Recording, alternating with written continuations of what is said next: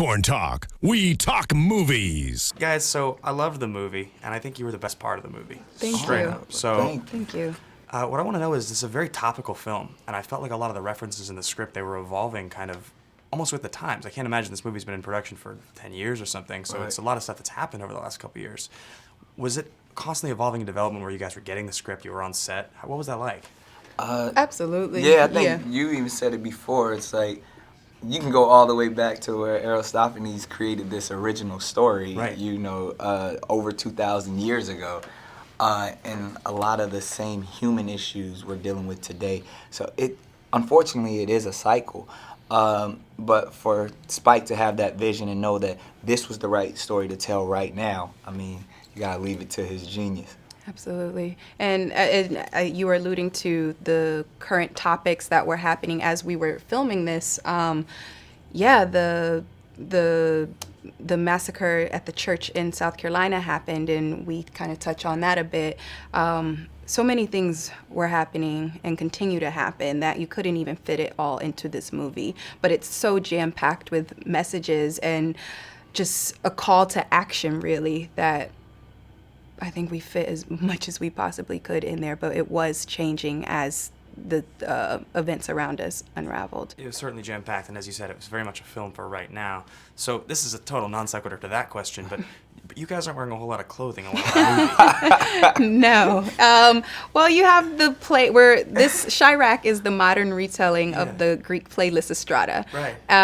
The women in the movie, in the play in the movie, go on a sex strike. In order to go on a sex strike, you have to be having sex to effect a change. So there is quite a bit of sex and sexuality in the movie.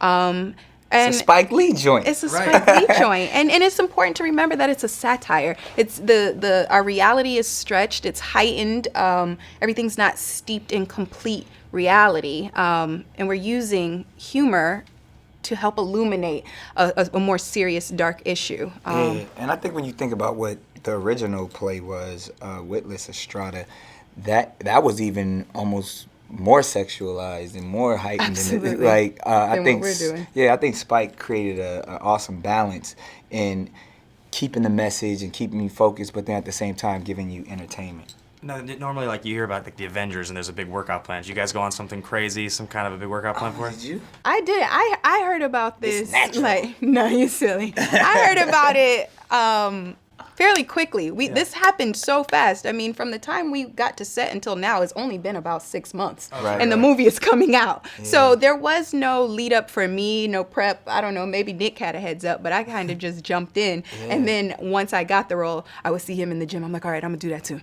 So it kind of happened for me more on set, but I didn't have any heads up. For me, the same thing. It was all about timing. I just happened to be, in the best shape of his life. He just walked into it. I was ready. Let's get it.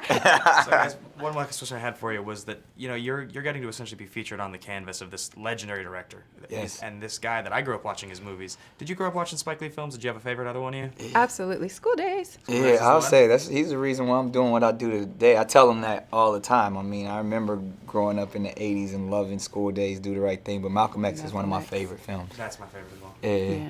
Excellent. Guys, well, thank you so much for talking to me today. I really appreciate it. Thanks, Ben. Appreciate it.